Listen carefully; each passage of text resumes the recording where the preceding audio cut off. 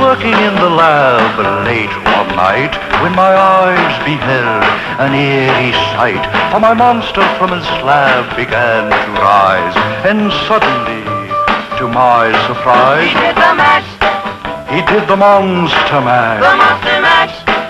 It was a graveyard He smash. did the mash. It caught on in a flash. He did the mash. He did the monster mash. From my laboratory in the castle east to the master bedroom where the vampires feast. The ghouls all came from their... Welcome back to the Section O podcast. My man's in the house, Section GP. Rory, what's going on? I sent you a text. I says, you know what? Let's do a podcast. Bam, here we are. Hit me up. What's going on? Frickin' bam, here we are. I said frickin', but I should probably pardon my Alouettes Week 19 Francais. Fuck yeah, here we are, Week 19. You just had to drop the big old F-bomb at the start of the... I think this is the record for the earliest F-bomb we've dropped in the show. I was way too diplomatic for way too many fucking episodes. Come on, brother. What is the Section O podcast without a couple F-bombs included? We like to do things a little bit differently, hey? That's right. It is Halloween. It is. This is the Halloween episode of the Section O podcast. You got anything planned tonight? Yeah, I'm going to be working. I'm going to go as a sports fan for Halloween. How does that sound? You're working on Halloween. Oh, yeah. It's all good. It's all good. Trust me, because how many weeks of Eskimo football, I look like I'm dressed for Halloween anyway. So on Halloween day, who the fuck cares? And game day is on November 1st, so I'm going to look like I'm ready for Halloween the day after Halloween and for all the weeks of the playoffs after Halloween. So I'm fucking Halloweened up all the time anyway. You know what? You look pretty haggard after 17 straight weeks of Eskimo football. I wonder what some of these players are going through because their last bye week was the second week of the season. Yep. And then sprinkle in a couple of long weeks. Like I think the longest break they've had was going into Labor Day when they played on a Thursday and then they played... I don't know my math, so whatever the Monday is later, and they actually had 5 days off, so that's kind of a pseudo bye week for the Eskimos, but they've been going 17 weeks straight. What do you think the mindset of some of these players are? They've got one more day to go, and then it's either a 2-week break for the semi, and if Saskatchewan can get their shit together tonight and whoop Calgary's ass, it'll help us out tomorrow. But it could be 14 days or 21 days. Rory, hit me. I think that despite the adversity of dealing with injuries from a roster standpoint, or maybe just how upsetting it might be for some of our guys here to be dealing with some aches and pains, it's kind of one of those things where it's a part of the game. Every October, November, CFL teams got to deal with this shit. It almost inspires you further, fires you up even more. You're going to overcome these things, and the championship teams fucking overcome this shit. Let's go. Yeah, and you know, the Eskimos have Philip Lawley on their coaching staff who, for people that don't know, coached a lot of collegiate football, and some of those U.S. college bowl games take place after a long break after the regular season, like the BCS Championship, the Sugar Bowl, and it's longer than the 21 days the Eskimos could possibly be facing in the West Final. So he knows how to prepare a football team for a long layover in between games. Absolutely. That's a great point. And the rest of our staff's experienced enough in all those things as well. This is a true test of our group, this organization, and but it sure is a fun situation to have that we're talking about our concerns going into these big games. How fun is this, Section O? This is what we live for. It is, because now this is going to be the second year in a row where the Eskimos host a playoff game. So, you know, we start getting a little bit more relevant in the media. People start talking about it more, and you know what? Here's the thing. The crowds at Commonwealth Stadium have been kind of dwindling for a bit, and there's a host of issues that we don't need to get into as to why that is right. and why it isn't is. And I think a lot of it had to do with, well, the Eskimos were shitty for, 2013. I mean, there's no bones about it. We were 4-14. We sucked, Rory. Like, you can't sugarcoat that. The 2012-2013 struggles definitely hurt that, absolutely. Before that, the last playoff game at Commonwealth Stadium was in 2011, and right. then before 2011, I can't remember the last time we hosted a semi or a final. 2004. Was that right? So we lost. 7 years without a home playoff date. So you know what? You know, the crowd's kind of stayed away a bit, and they're all watching on TSN now, so how do we get them back to Commonwealth? This is how. We are 13-4. If we beat Montreal on Sunday, 14-4, possible West Final for the first time since 2003. A lot of these young fans never experienced a West Final at Commonwealth Stadium. So you know what? Everybody go out, get your tickets. The Eskimos got a promo. Believe this, Rory, because the CFL is not allowing the Eskimos to have those end zone tarps because they have sponsorships that's outside the parameters of what the CFL allows for their playoff sponsorship. Very interesting. So all those tarps have to come down. So guess what the Eskimos are doing? Selling tickets? $20 seats in the end zone. Beautiful. Super cheap. Get them. And if you're a university student or college, Nate, Concordia, whatever, one of those tickets is going to win your tuition for an entire year. So everybody get your $20 tickets. There's absolutely no excuse we should have under 30,000 for the semi or the final. Hey, Roy? Absolutely. Huge fucking shout out to the organization. This is fantastic. And get your cowbells, get your noisemakers. Screw the security guards. You know my feelings about them. They're the Gestapo, but you know what? Let's make a ton of noise. I don't know if you noticed this on the PVR, but when it was overtime against BC, right before Jennings threw the interception to Dexter McCoyle, when I was rewatching the game at home, yeah, he was tapping on his ear, looking at the BC sidelines, going, I can't hear, because we were going fucking bananas. And guess what he does? Dexter McCoyle picks him off for an interception. We win the game. So the home field advantage can change the game, Rory. And you know all about making noise. I know all about making noise. If anything, whether it's watching the game on TV, pretending that I've got a stadium around me, or it's actually when I'm at Commonwealth Stadium, you know that we, at Section GP, we want to ramp it up, and we encourage everybody to go absolutely nuts. So, and you're right. The home game on the 17th that you just alluded to, the noise was awesome. I did notice, watching at home, how passionate everyone was. Kudos to the Empire for that. And the one or two home games before that were also crazy. You can really feel the passion, and everyone's starting to amp it up. I don't know if they're listening to our podcast, but whether it's from us or whatever, doesn't matter. Just keep up the awesome effort, everybody. Green and gold, we're bold. Keep making that fucking noise. Let's go! That's right, all you 8 viewers out there listening to the Section O podcast. We're not as good as Andrew's Eskimo Empire podcast, but you know what? He does a great show, and this is fun for me and you. I mean, it's outside of what I would have normally done. I think after a year of doing these podcasts, I think I got out of it what we wanted. It was really not expecting anything to be special, but more than one person listened, so let's give ourselves a round of applause, I guess you could say. Yeah! Appreciate anybody that clicked on the link and had to listen to us. We're just really passionate. We're just absolutely crazy for CFL football, specifically Edmonton Eskimo football. And we're trying to encourage everyone in Edmonton and Northern Alberta to get excited about it. It's a beautiful fucking product. That's right. Right now, changing the subject a bit, Rory. Yeah. I was sitting at work the other day, and I got a text from one of my coworkers. Did you see this? Somebody edited the Edmonton Eskimos Wikipedia page. I saw it. And put a small blurb in there about Section O. So if you go check it out, it says, basically gives a brief history and what we do. It's about a paragraph long, and I was actually shocked by it. And if anybody, it wasn't me who did it. So kudos to whoever dug up that article that Rose did on us on the Esks webpage in 2011 and stuck it there, and Wikipedia hasn't taken it down, so we might be here to stay. You know, that's something cool. You know, if somebody wants to research the history of the Eskimos, Rory, I think it's important that the fan base is included in that. Absolutely. It's wonderful. Actually, it makes me wonder what the other CFL team Wikipedia pages say, if they got anything about some of their fan base. You know, somebody in Hamilton should really put the Box J Boys in there. If Section O is in there, Box J Boys got to be in there. I mean, they're just unbelievably passionate, and really all 9 teams should have something about their following, really. They really should. And, you know, we don't talk about the Box J Boys enough, because they are really the inspiration for a lot of these little CFL fan groups that they got. Because they were, in my opinion, I've never seen anybody before them, but they were the first ones. Like, they are the, original CFL fan group. I was watching TV when I was young, and I can't remember what Grey Cup parade it was, but it was on TV, and I watched it, and I says, hey, it's the Box J Boys, and I thought nothing of it, and it was in the back of my mind. And then come 2009, which was my first travel Grey Cup, Jay's parents had some tickets. Hey, you want to go? So we went, and the Box J Boys. Yeah. And then from there, we kind of ripped them off and developed Section O. We'll never be what the Box J Boys are to Hamilton or what the Box J Boys are to the CFL. But, you know, I think we're carving out a little niche here in Edmonton. You know, some people don't like us and some people love us. You can't entertain everybody. We just do what we do, and hopefully everybody can jump on board. And I think the bigger picture of what it is we're just all passionate about the Canadian Football League and the Eskimos, and we like to make noise, drink beer, and hate the Riders and the Stampeders. So fucking everybody jump on board. Let's do it. Fuck yeah, man. Oh, Rory, sorry. Yeah. I also forgot to include, we were talking about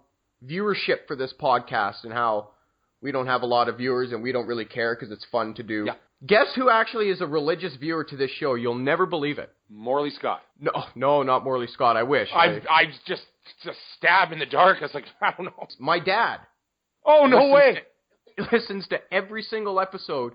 So I think we drop a couple too many F-bombs for his liking. Oh, no. Dad, if you're listening, thank you for being one of our few subscription viewers. I'm surprised you know how to use YouTube. It's probably my brother who's shown it to him. It is really cool. Ed, sorry about all the F-bombs, but we are who we are. It's just, it gets a little bit crazy and a little bit too passionate. We'll try to keep your son under wraps here. Break me down the return of Fred Stamps. Oh, boy. I wish this game was earlier in the season. Yeah, as soon as the schedule came out in February, it was one of the things on my radar was when is the Montreal visiting game? Lo and behold, it's the last game of our regular season, falling on week 19. Which evidently still holds a lot of weight in the The standings. game itself is huge. It's two separate entities. What goes on with Fred Stamp's return and the emotions behind that are totally separate from what we have to worry about as fans in the football game itself. So about Freddie, man, this is emotional seeing him wearing a different jersey, stepping onto the turf at Commonwealth. Whether you're at Commonwealth or you're watching on TV, this is extremely emotional. I would imagine there's going to be some sort of acknowledgement. I'd imagine, of course, between players, he's going to be having a great time, catching up with a few friends for a few minutes here and there. Yeah, as a fan, boy, the memories just start rolling back. It's hard not to love the guy. This is just unreal. I hope we have a few minutes to acknowledge it. And welcome back to the city of Edmonton, Fred. We will never, ever forget all the things you did for this football team and this community. You know, and Eskimo fans have been through this once before when Ricky Ray got traded, and we evidently got the first game of the season the following year with Ricky Ray back, and the Eskimos had a montage up on the Jumbotron. And, you know, I'm not expecting a grand occasion for Fred Stamps, because at the end of the day, we still have to have a psychological mind game against Montreal. We have to beat Montreal. Absolutely. At the end of the day, that's what that game's about. But you know what? Hopefully they put a little video on the board for Stamps. I can't see them not doing it, or at least something for Stamps. You know, like, a lot of people still hold Fred Stamps on the Ricky Ray level in Edmonton. So, you know what, Fred Stamps, you know, you caught a lot of footballs for us, caught a lot of touchdowns for us. Single-handedly, I'd say, won us a few games in the darker era, you know, the 08s, 09s, 2010s. So, I miss Fred Stamps, but Rory, like I said, I wish this game was earlier in the season, because all everybody's focused right now is first place. And Fred Stamps kind of gets lost in the shuffle. It's one of those things when you look at the schedule at the beginning of the year, you had to know the last game of the regular season is probably going to be pretty freaking important for one reason or another. So here we are. We're battling for first place. We win. We get it. We get our Fred Stamps emotions over with. And then once that ball's kicked off, it's Eskimos versus Alouettes. Two teams beating the snot out of each other on a chilly fall afternoon at Commonwealth Stadium. So let's go fucking battle it out and get the win. Do you think it's Fred Stamps' last game in Edmonton? And you know what I'm hinting at? The R word. Yeah. Retirement. I'm not going to speculate on that. I don't think it's my place to do it, to be honest with you, but it is a very distinct possibility. However, he is one talented ball player, and he's a very determined human being. So I'm not ruling out him playing in the CFL in 2016 at all. I'd like to see him win a Grey Cup, but not this year. I want to win the Grey Cup this year. And for a guy like Calvin McCarty, who's been on the team since 2007, he deserves a Grey Cup. So, you know what? Let's rally behind Calvin McCarty and get this fucking 2015 Grey Cup, and then Fred can win another year. Maybe he comes back with us and wins, but not this year. This is our year, Rory. This is our year! 2015 is the year of the green and gold. This is our year to bring that cup home where it rightfully belongs. Speaking of the Grey Cup, and speaking of Halloween, the playoffs are always a scary time in the Canadian Football League. You get that one sleeper team who can just a surprise game and take the favorite right out of the playoffs. And you know what we're talking about? It's the BC Lions. Yeah, there's a pretty skilled football team that's been fairly inconsistent coming out of Vancouver. And the Canucks? You're talking about the Canucks are extremely consistent for about 45, 50 years. Yeah, you know, you can be consistent, not win a Stanley Cup. Keep that consistency going there, Canucks. You're doing a really good job on that. We appreciate that, Canucks. By the way, you mispronounced that. It's Canucks.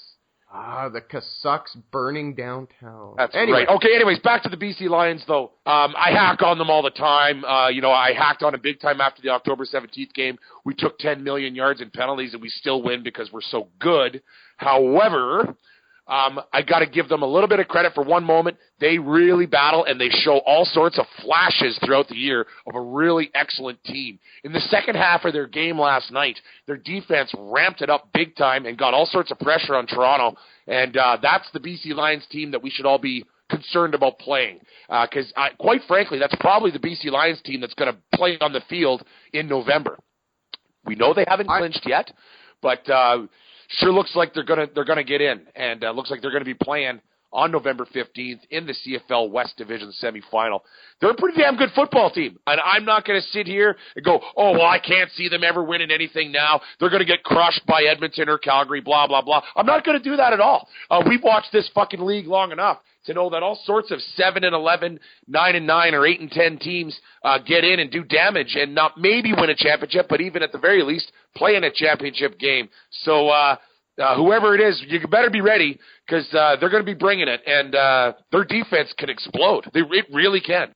I was running a playoff scenario in my head. If the Riders pull out a horseshoe out of their butt tonight and beat Calgary, it kind of renders our Montreal game a little bit meaningless. Yeah. Which means that BC will rest a bunch of players against Calgary next week. Calgary will also rest a bunch of players, and they're not going to give each other any looks because they're going to play in the semi a week later. That's right. So the Eskimos are going to take that beat-up team in the final. That's right. Now, here's the scary part. If BC upsets Calgary in the semi, what team do we get in the final?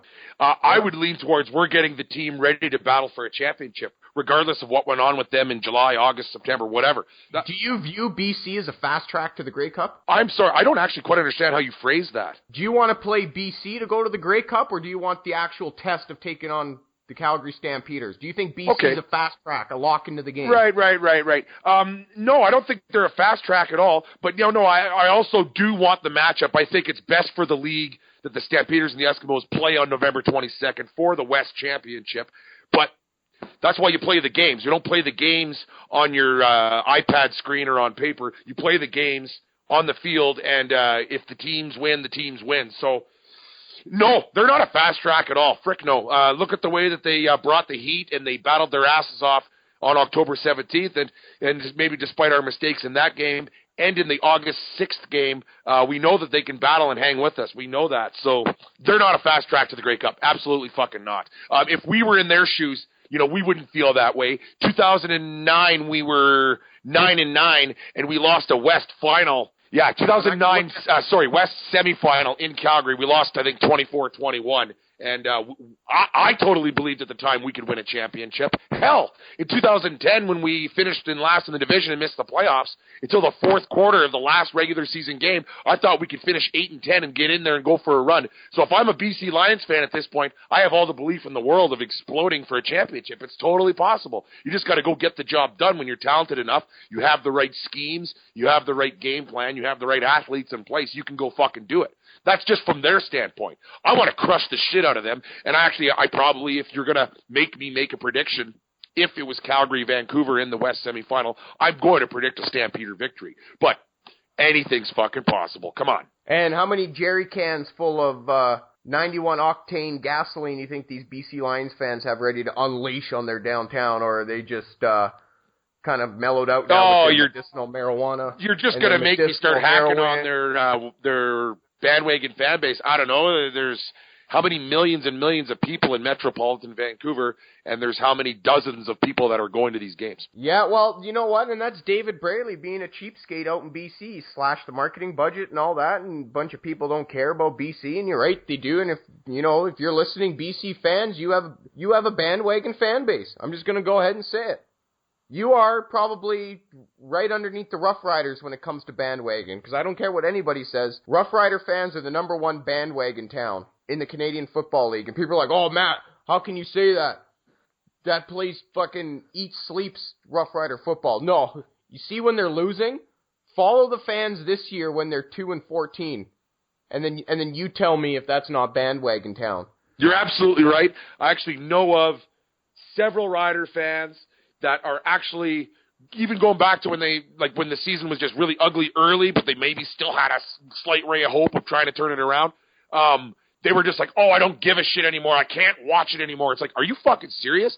We were 1-9 or 1-8 or whatever the hell we were in 2013 before we won 2 in a row against Winnipeg to get to 3-9.